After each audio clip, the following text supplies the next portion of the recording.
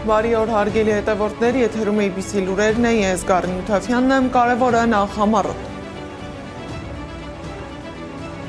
Նոր ուղերձ Բաքվի բանտից, ինչ է հայտարարել Արցախի նախկին արտգործնախարարը։ Անհետացել են իմ այստեղ ուրեմն վերակնիչ դատարան ուղղված նամակ բողոքներից։ Թուրքիան վերացնում է առևտրային սահմանափակումները, ինչ է իրականում կանգնած այս քայլի հետևում, հարաբերությունների կարգավորում, թե տնտեսական ազդեցության ընդլայնում եւ պատրաստ է արդյոք Հայաստանը դիմակայել թուրքական կապիտալի հոսքին։ Միջանկյալ հայտարարություն, Հայաստան խմբակցությունն անդրադարձել է ԵԽԽՎ պատվիրակության հայտարարությանը։ Հրադադարի վնասները, Լիբանանում 10,000 տուն է ոչնչացվել կամ վնասվել։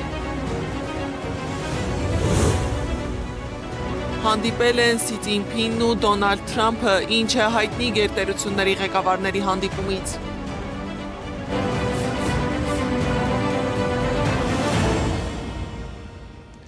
Բաքվի բանտից ուղերձ է հղել Արցախի նախկին արտգործնախարար Դավիթ Բաբայանը, անհետացել են իր վերաքննիչ բողոքն ու դատարանում իր վերջին խոսքի սղագրությունը։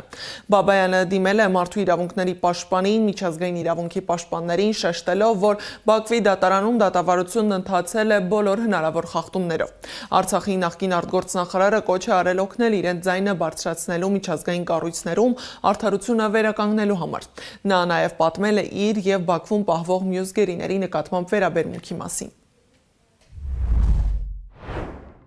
Ես կոչ եմ անում, որպեսզի մեր հայրենանվեր հայությունը միավորվի եւ պաշտպանենք մեր իրավունքները, որովհետեւ մենք դիմելու ենք միջազգային դատարան։ Իրենց բոլոր փաստարկները շինչու են, փուչիկ են, շատ թույլ են, չեք պատկերացնում։ Եվ այս դատավարությունը ոչ թե դատավարություն է, սա էթնոքաղաքական վենդետա է, էթնոքաղաքական լինչ է ուղղված մեր ժողովրդի անցյալի, ներկա եւ ապագայի։ Մի վկա, որ ինձ առաջինը ճանաչեց ճակերտներում, դա այն էր, որ նա ինձ ասեց, որ դու Վիտալի Բալասանյանն ես, քեզ լավ հիշում եմ, ծեծում էր ինձ, խոստանգում էր, այնուհետև բոլորը ասեցին, որ նա այլ մարդ է, բայց սա չէր հանգստանում։ Իմ ուրեմն պաշտպանս ասեց, որ նա ինքը չի, սա իրեն անպատրից հայ համարից հետո տեսավ, որ իրավիճակը բարձրացել է, սկսեց ինչ-որ սիմուլյանտություն անել մեր քննության ժամանակ նախաքննության բերեցին եւ ցույց տվեցին, որ ազգային ժողովի պատգամավոր Դավիթ Գալստյանի նկարը, ասեցին, որ սա հայտնի մաֆիոզ է, որը ուրեմն զենք էր վաճառում, ես ասեցի այդ մարդը դրա հետ կապ չունի, հետո պարզվեց, որ սա այլ Դավիթ Գալստյանը պատրոն Դավո կոչված անձ, բայց խնդիրը նա է, որ այդ պատգամավորի նկատմամբ արդեն 73 հատ վկա վկայություն է տվել եւ անձամբ ուրեմն իբրև թե տեսել են իրեն։ Իհարկե, երբ որ ես պատմեցի, նրանք խառնվեցին, հետո գնացին մոտ 2 ժամ հետո եկան, ասեցին փոխել ենք եւ կասեք, որ դուք փրկել եք Գալստյան Դավիթի կյանքը։ Չգիտեմ ինչու են փրկել, սա է։ Իրավիճակը այդպեսին է։ Իսկ զուգահեռ իրականությունում գործող իշխանությունն ու նրա միջազգային գործընկերները խոսում են հայ-թուրքական հարաբերություններում նոր հանգրվանի մասին։ Միացյալ Նահանգները ողջունել է Հայաստանի եւ Թուրքիայի միջև երկկողմ առևտրի սահմանափակումները հանելու մասին հայտարարությունը։ Հայաստանում ԱՄՆ դեսպանատունը հայտարարել է, որ այս քայլը ցույց է տալիս երկու երկրների տնտեսական կապերն ընդլայնելու եւ հարավկովկասյան տարածաշրջանում տևական խաղաղության ու բարեկեցության խթանելու հանձնառությունը։ Անկարան վերացնում է որոշ առևտրային սահմանափակումներ, Երևանը ողջունում, իսկ փորձագետները փորձում են հասկանալ, սա հարաբերությունների կարգավորման նշան է, թե Թուրքիայի տնտեսական ազդեցության ընդլայնման նոր փուլ։ Պատրաստ է արդյոք Հայաստանը դիմակայել թուրքական կապիտալի հոսքին, Անի Աբաղյանի ռեպորտաժում։ Հայաստանի եւ Թուրքիայի միջև սահմանը փակ է, դիվանագիտական հարաբերություններ չկան, բայց առևտրի դուռը բացում են։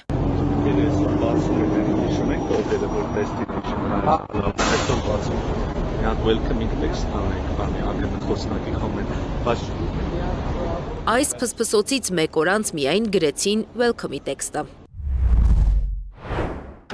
Ողջունում ենք Հայաստանի Հանրապետության հետ երկկողմ առևտուր իրականացնելու արգելքների վերացման վերաբերյալ Թուրքիայի որոշումը, որը Հայաստանի եւ Թուրքիայի հարաբերությունների կարգավորման գործընթացի հերթական արդյունքն է։ Հայկական շուկայի համար թուրքական ապրանքները նորություն չեն։ Տարիներ շարունակ դրանք տարբեր ուղիներով հասել են Հայաստան։ Սակայն հիմա սահմանափակումները պաշտոնապես թուլացնելով եւ լրացուցիչ զսպող մեխանիզմները չունենալով մրցակցության անհավասար պայմաններ են ստեղծում հայ արտադրողների համար։ Հարութ Առաքելյանն է մանրամասնում։ Այս նախընտրական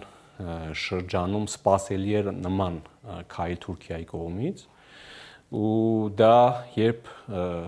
փաստագրված չի դեռ պայմանագրեր մենք չունենք, երաշխիքներ չկան, թե տնտեսական, թե քաղաքական, դա հիմնականում տնտեսական էքսպանսիա է Հայաստանի հանդեպ, Հայաստանի դեմ, որտեղ մեր փոքր արտադրությունը, որ այս պահին ունենք, թե գյուղատնտեսական ոլորտում եւ թե ասենք այլ ոլորտներում,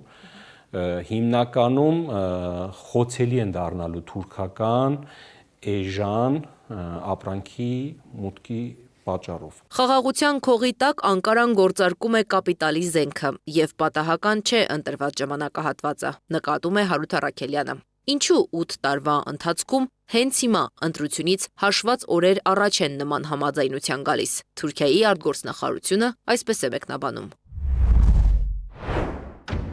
Նոր ներդրված կարգավորումների շնորհիվ հնարավոր է դարձել Թուրքիայից Հայաստան երրորդ երկրով կամ նույն երթուղով ժամանող ապրանքները որպես վերջնական նպատակակետ կամ ծագման վայր նշել Հայաստանը, Թուրքիան։ Թուրքիան նախընտրական փուլում նվեր է անում Նիկոլ Փաշինյանին, ընդգծում է Առաքելյանը։ Հայ ազգային կոնգրեսի վարչապետի թեկնածու Լևոն Զուրաբյանը եւս կասկած չունի։ Եթե մենք գնում ենք դեպի խաղաղություն, ավելի ճիշտ, եթե մենք հավատանք Նիկոլ Փաշինյանին եւ Իլհամ Ալիևին, այդ խաղաղությունը այլևս հաստատված է։ Ու եթե հաստատված է, ինչու Թուրքիան ուղղակի չի բացում իր սահմանները Հայաստանի հետ։ Ակնհայտ է, որ այս խորհրդանշական այս քայլը ընդհանրապես կառուցված է մի նպատակով, որ նախընտրական մի իմպուլս ուղարկեն, որով ցուցադրեն իրենց աջակցությունը Նիկոլ Փաշինյանին։ Հարութ Առաքելյանի խոսքով Թուրքիան վերացնում է առևտրի արգելքը, բայց պահպանում է սահմանի ցամաքային եւ դիվանագիտական բլոկադան, ապացուցելով, որ նպատակը ոչ թե քաղաքական բարիդրացիությունն է, այլ զուտ ապրանքային էքսպանսիան եւ փող աշխատելը։ Բայց Անկարան այսպիսով ավելի ընդգրկուն հարց է լուծում։ Երբ տարածաշրջանում անվտանգային վակուում է տեղի ունենում, սա դարավոր այսպես է եղել Հարավային Կովկասը։ Հիմնականում Հարավային Կովկասը 3 գերտերությունների մրցակցության դաշտն է։ Իրանի, ժամանակի Օսմանյան կայսրության կամ Բյուզանդյան կայսրության եւ արդեն հետո Ռուսաստանի։ Հիմա Իրանը զբաղված է իր խնդիրներով, Ռուսաստանը իր խնդիրներով, որոնք երկուսն էլ առաջացել են Ամերիկայի Միացյալ Նահանգների դրդմամբ։ Հետևաբար մնում է տարածաշրջանում Թուրքիան, որ այս վակուումը պիտի լրացնի։ Եվ որովհետև Թուրքիան նաև պետք է Միացյալ Նահանգներին միջին միջանցքը վերջնականապես գործարկելու համար։ Բարձրացրած խնդիրները հաշվի առնելով զրուցակիցներս նշում են, հարևան պետության հետ չեն կարող շարունակ փակ սահմաններով ապրել, բայց կան կարևոր ու զսպող մեխանիզմներ, որ պաշտոնական Երևանը պետք է ձեռնարկի։ Այն պահից, երբ որ Հայաստանի Հանրապետության ազգային ժողովը կգնահատի աշխատելով արտգործնախարարության եւ ազգային անվտանգության ծառայության միասին, որ տվյալ երկիրը այլևս չունի համակարգային հայատյաց քարոզչություն, հետեւաբար չի կարող ունենա ինչ որ չարամիտ գաղտնի պլաններ կապված երկրի կլանման, չգիտեմ, տնտեսական ագրեսիայի կամ այլ տեսակի ագրեսիաների առումով, այդ երկրի մասին, այդ երկիրը սովորական երկրի կարգավիճակից կբարձրացվի բարեկամական երկրի կարգավիճակի։ Գործող իշխանությունը այդ քայլերը չի կատարելու, նշում է Լևոն Զուրաբյանը։ Իսկ Հայաստանի պետական ինստիտուտները ունեն բավարար կամք դիմագրավելու թուրքական էժան կապիտալի կենտրոնացված եւ ագրեսիվ ալիքին, թե Վրաստանի օրինակին հետևելով նախ կուլ կգնան, հետո կփորձեն վերականգնման, զսպման մեխանիզմներ կիրառել։ Անի Աբաղյան, Տարոն Ղանդիլյան, Աշոտ Բարբարյան, ABC Media։ Եվրոպական միությունը նույնպես ողջունել է Թուրքիայի եւ Հայաստանի միջև երկկողմ առևտրային հարաբերությունների մեկնարկը որպես նշանակալի իրադարձություն։ Ըստ միջազգային կառույցի այս կարևոր քայլը կարող է նպաստել երկու երկրների միջև առևտրային եւ տնտեսական հնարավորությունների ընդլայնմանը, դրական ազդեցություն ունենալով ամբողջ Հարավային Կովկասի Եվրամիության վրա։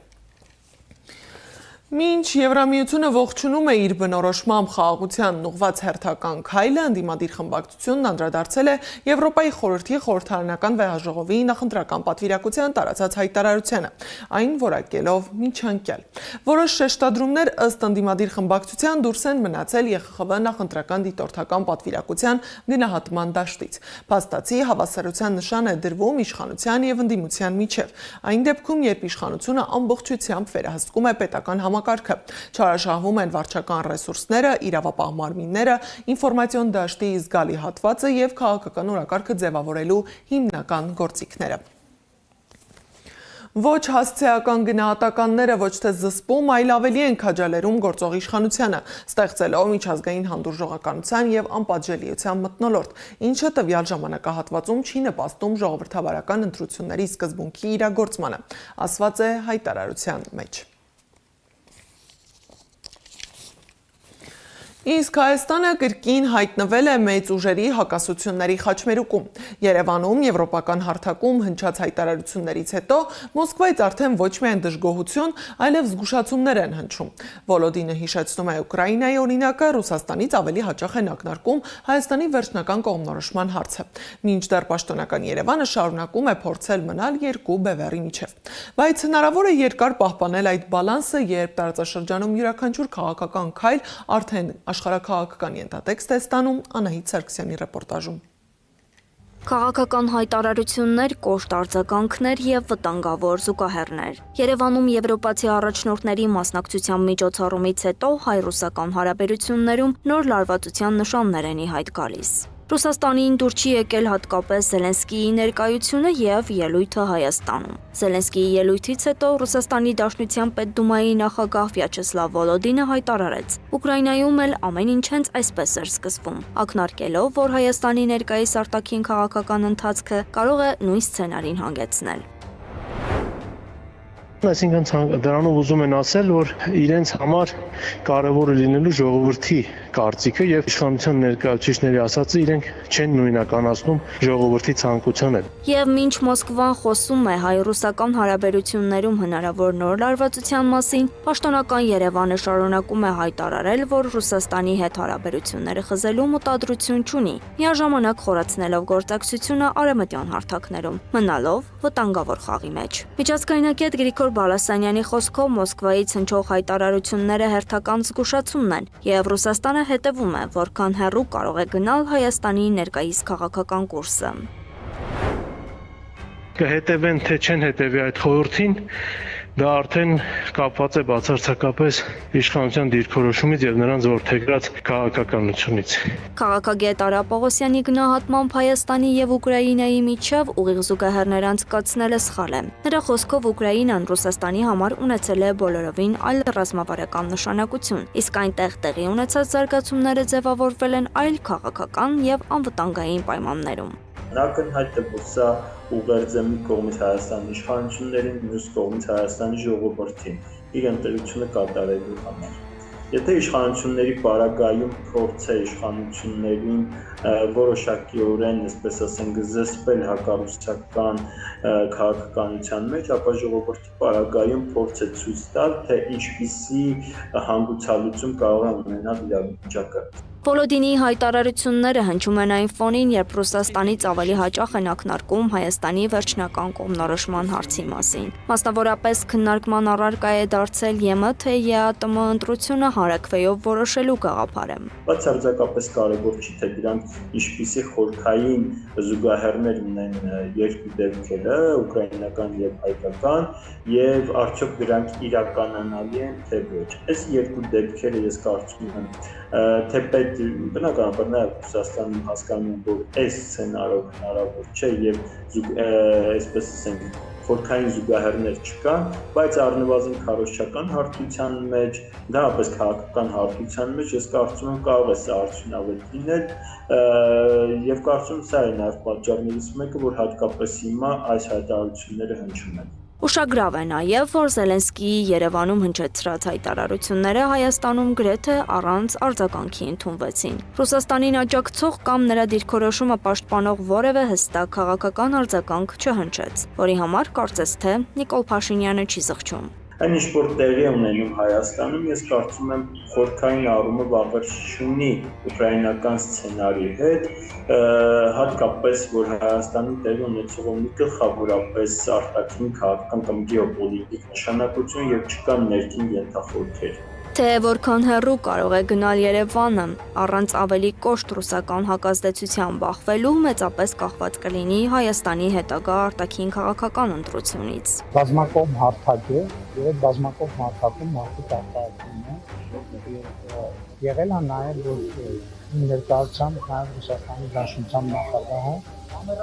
հայտարարություններ արել տարբեր երկրների վերաբերյալ, ես չեմ հիշում, որ Ռուսաստանի Դաշնությունը ինձ ակնկալել որ ես արձագանքի հայտարարություն։ Փորձագետների գնահատմամբ Մոսկվայում սա անցալվում է ոչ թե որպես պատահական դիվանագիտական դրվագ, այլ որպես քաղաքական ուղերձ։ Մի բան սակայն արդեն ակնհայտ է. տարածաշրջանային լարվածության եւ մեծ տերությունների դիմակայության պայմաններում Հայաստանի յուրաքանչյուր քայլ այսօր դիտարկվում է ոչ միայն որպես ներքին քաղաքական որոշում, այլ նաեւ որպես աշխարհաքաղաքական ազդակ։ Անահիտ Սարգսյան, Գեղամ Ղազարյան, ABC Media։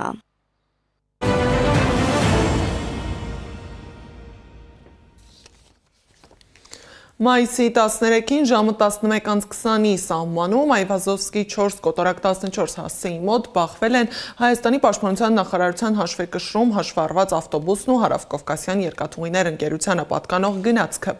Ըստ նախնական տեղեկության տուժածներ չկան։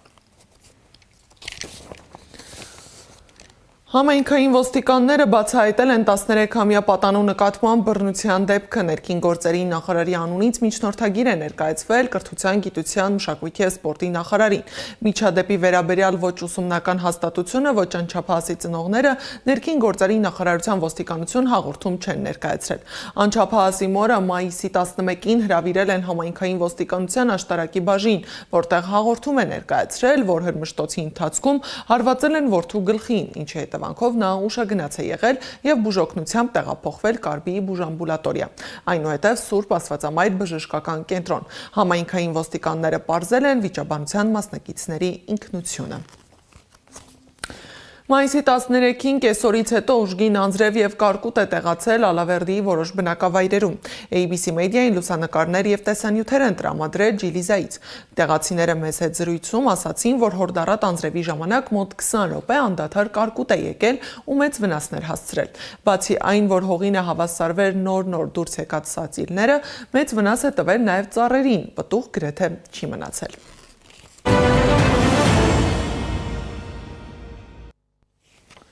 Միջազգային լրահոսից Պեկինում հանդիպել են Միացյալ Նահանգների եւ Չինաստանի նախագահներ Դոնալդ Թրամփն ու Սի Ցզինփինը։ Չինաստանի նախագահը հայտարարել է, որ իրենք պետք է լինեն գործընկերներ, ոչ թե հակառակորդներ, քանի որ երկու երկրների ընդհանուր շահերը գերազանցում են նրանց ունեցած տարաձայնությունները։ ԱՄՆ նախագահն էլ հայտարարել է, որ երկու երկրների միջև հարաբերությունները կհասնեն բոլոր նախորդ ժամանակաշրջանները գերազանցող մակարդակի։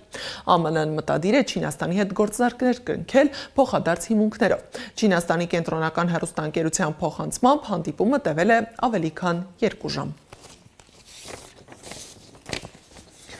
Լիբանանում գիտական հետազոտությունների ազգային խորհրդի ղեկավարը հայտարարել է, որ հրադադարի հաստատումից ի վեր ավելի քան 10,000 բնակելի շինություն է վնասվել կամ ոչնչացվել։ Պաշտոնյայի խոսքով Լիբանանում ոչնչացվել է 5386 բնակելի շինություն, վնասվել ևս 5246-ը։ Չնայած ԱՄՆ միջնորդությամբ ապրիլի 17-ին համաձայնեցված հրադադարին, Իսրայելը շարունակում է ռազմական գործողությունները, այդ թվում ռազմական ավիացիայի կիրառմամբ։ Իրանի արտաքին գործերի նախարար Աբբաս Արաղչին հայտարարել է, որ Քուվեյթն ապօրինի հարձակվել է իրանական նավի վրա եւ ձերբակալել Իրանի 4 քաղաքացու։ Նախարարի խոսքով դեպքը տեղի է ունեցել այն կղզու մոտ, որն ԱՄՆ-ն գործածում է Իրանի վրա հարձակումներ իրականացնելու համար։ Մենք պահանջում ենք մեր քաղաքացիների անհապաղ ազատ արձակումը եւ մեզ վերապահում ենք պատասխանելու իրավունք, հայտարարել է նախարարը։ Բենյամին Նեթանյահուի գրասենյակը հայտնել է, որ Իսրայելի վարչապետը Իրանի դեմ պատերազմի ընթացքում գաղտնի հանդիպել է Արաբական Միացյալ Էմիրությունների նախագահ Շեյխ Մոհամմադ բին Զայեդի հետ։ Ըստ իսրայելցի պաշտոնյայի, այցը հանգեցրել է երկու երկրների հարաբերություններում պատմական առաջընթացի։ Եվ վերջում գերմանական դատարանը որոշել է, որ ամերիկյան սննդի հսկա Mondelez ընկերությունը մոլորեցրել է գնորդներին իր Միլկա շոկոլադե սալիկները 100 գրամից կրճատելով մինչև 90 գրամ, փաթեթավորման տեսքը գրեթե չփոփոխելով։ 3 շաբաթ տևած դատական գործը հարուցել էր Համբուրգի սպառողների պաշտպանության գրասենյակը։ Ընկերությունն ասել է, որ լուրջ է վերաբերվում դատարանի որոշմանը եւ մանրամասն կուսումնասիրի այն։ Ընկերությունը հավելել է, որ փոփոխության մասին իր կայքում եւ սոցիալական ցանցերում տեղեկացրել է գերմանացի սպառողներին։ Այս ժամի համար նախատեսել էինք այսքանը, շարունակեք հետևել մեզ սոցիալական բոլոր հարթակներում, ABC լուրերը կրկին եթերում կլինի ժամը 15-ին։